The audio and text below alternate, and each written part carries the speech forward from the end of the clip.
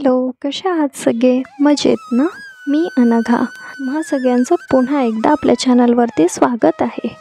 तर सगळीकडे दिवाळीच्या तयाऱ्या सुरू झालेल्या आहेत.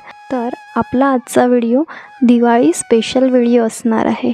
तुम्ही इथे बघू शकता की किती सुंदर मी घरच्या घरी आकाशदिवा तयार केलेला आहे.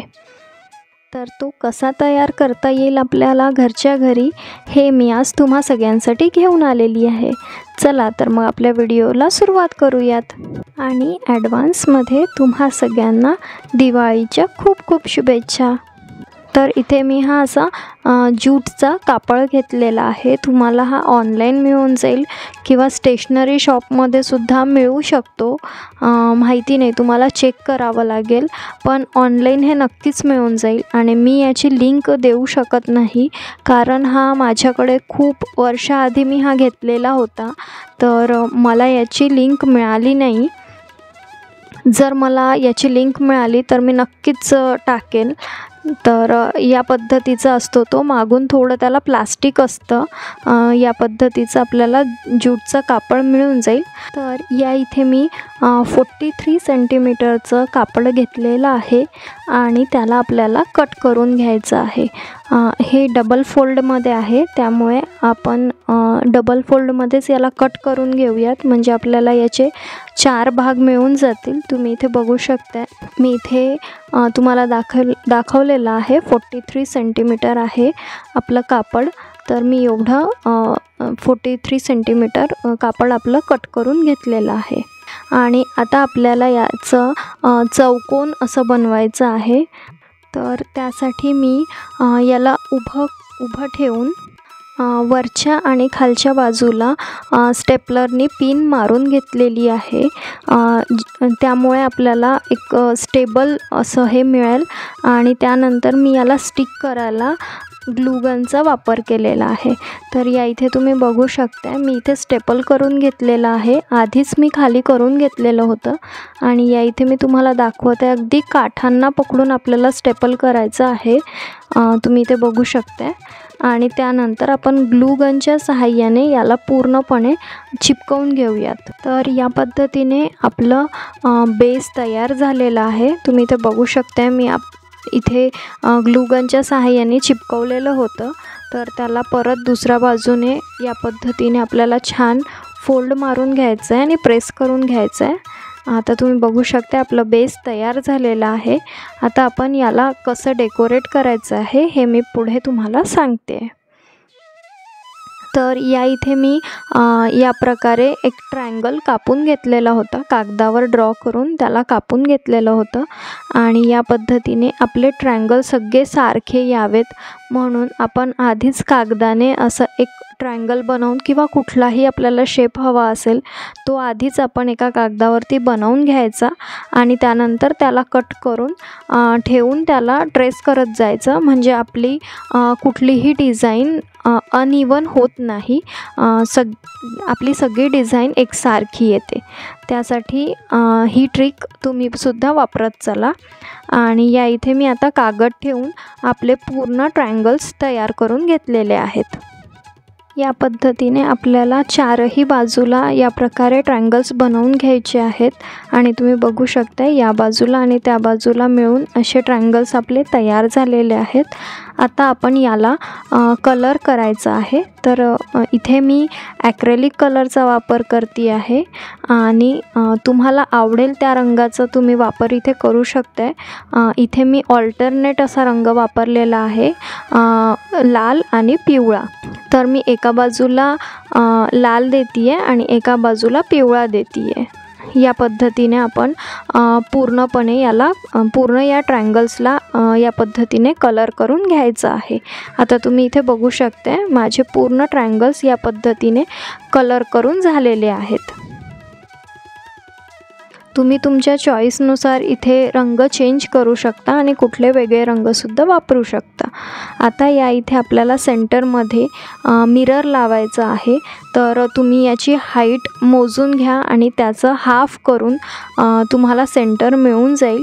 आणि त्यामध्ये आपल्याला मिरर स्टिक करायचे आहेत. तर तुम्ही इथे बघू शकता, मी हे पूर्ण बघितलं.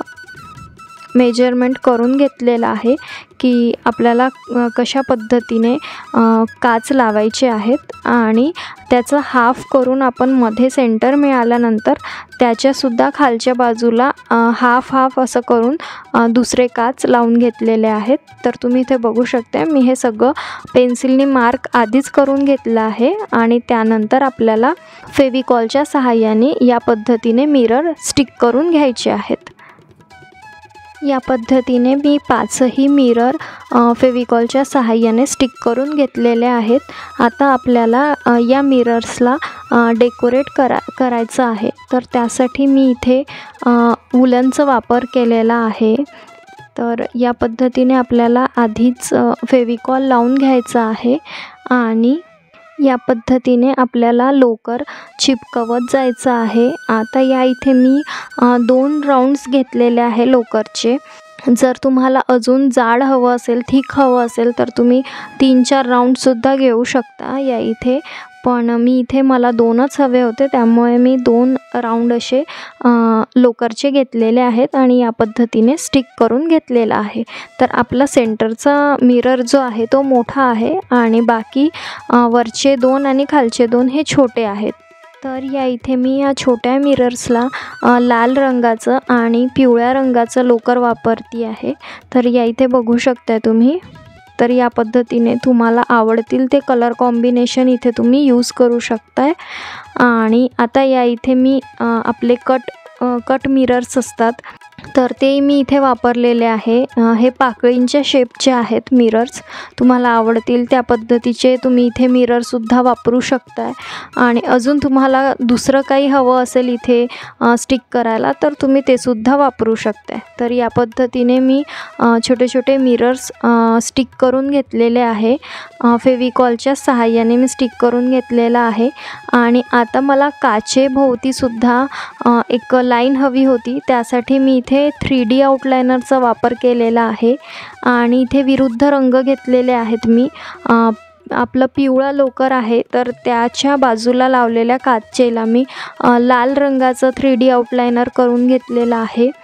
आणि लाल जे लोकर आहे त्याच्या बाजूला काचेला मी पिवळ्या रंगाचं 3D आउटलाइनर वापरलेलं आहे.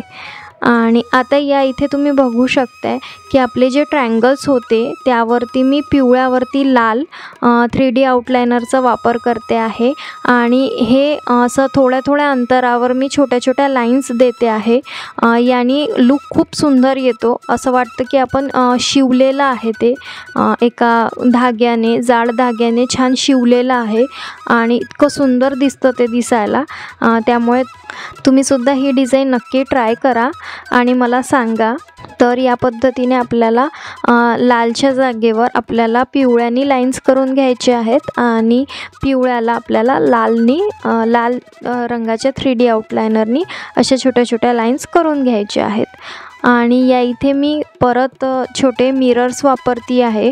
तर या इथे मी फेविकॉल लावून छोटे छोटे मिरर्स स्टिक करून घेते आहे. आणि इथे हिरव्या रंगाचा आउटलाइनर वापरलेला आहे मी. त्याने मी याला बाउंड्री करून घेते आहे. तर याच पद्धतीने आपल्याला चारही बाजूनी ही सेम डिझाईन करून घ्यायची आहे. चारही बाजूला सेंटरमध्ये असे मिरर्स लावून त्याला डेकोरेट करून घ्यायचं आहे, आणि चारही बाजूला ही डिझाईन तयार करून घ्यायची आहे. आणि त्यानंतर मला मध्ये थोडी जागा सुटलेली वाटली, तर मी अधेमध्ये थोडं फेविकॉल लावून छोटे मोती जे असतात आपल्याकडे, ते कट असलेले मोती तुम्हाला मिळून जातील स्टेशनरी शॉपमध्ये किंवा ऑनलाईनसुद्धा मिळून जातात. तर या पद्धतीने मी मध्ये मोती लावलेले आहेत, आणि आपलं या पद्धतीने आकाशदिवा तयार झालेला आहे.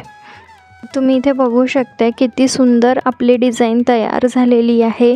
आणि तुम्हाला यामध्ये अजून काही नवीन ॲड ऑन करायचं असेल किंवा लावायचं असेल तर तुम्ही ते सुद्धा करू शकताय. आणि सुंदर असा घरच्या घरी आपला आकाशदिवा तयार होऊन जातो. आणि आपल्या हाताने बनवलेल्या आकाशदिव्याची मजा काही वेगळीच असते.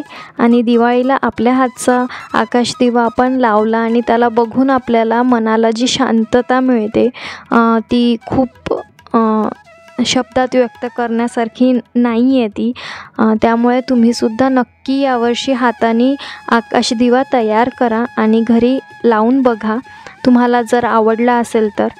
तर आता या आपल्या आकाश दिव्याला खालच्या आणि वरच्या बाजूला आपल्याला लेस लावायची आहे.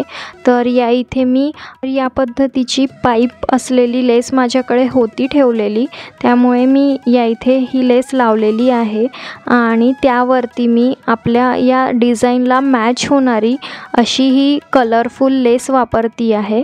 तर कारण आपली जी आधी लावलेली ही पाईप्सवाली जी लेस आहे ती सिल्वर कलरची आहे, ती तेवढी उठून दिसत नाही.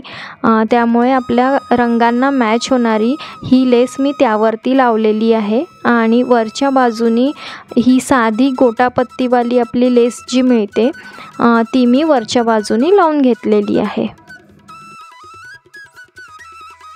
आणि आता या इथे आपली लेस लावून झाल्यानंतर आपल्याला वरच्या बाजूला दोऱ्या हव्या आहेत. तर त्यासाठी मी एका जाड सुईने छिद्र करून घेतलेला आहे.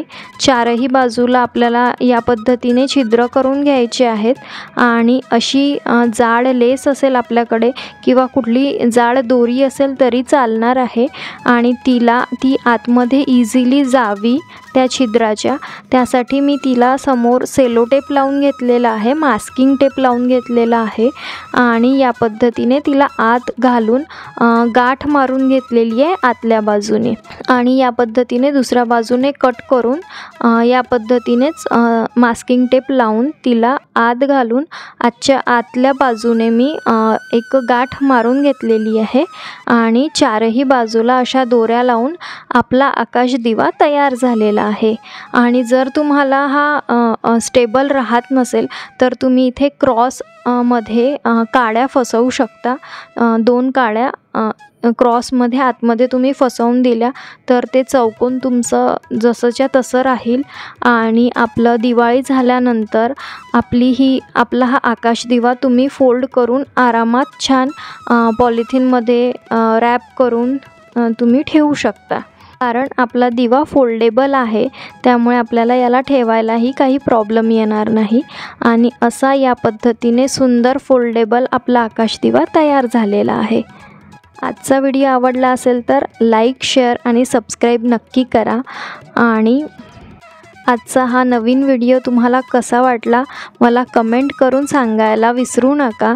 आणि माझ्या या व्हिडिओला हाईपसुद्धा नक्की करा, त्यामुळे हा व्हिडिओ जास्तीत जास्त लोकांपर्यंत पोहोचतो. तर चला मग भेटूया अशाच एका नवीन व्हिडिओमध्ये. तोपर्यंत बाय बाय.